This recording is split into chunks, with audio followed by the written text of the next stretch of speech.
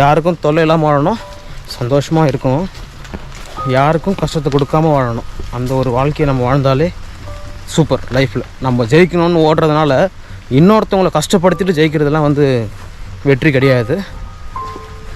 ஆனால் நம்ம சூப்பராக இருக்கணும்.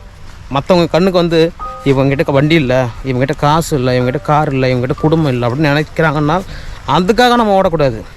நம்ம ஹாப்பியாக இருக்கணுமா, யாருக்கும் டிஸ்டர்பன்ஸ் இல்லாமல் இருக்கிறோமா, யாரும் நம்மளை பார்த்துட்டு இப்போ நம்ம வீட்டில் நான் தனியாக படுத்துட்ருக்கேன்ல, எனக்கு கஷ்டம் இருக்கும்.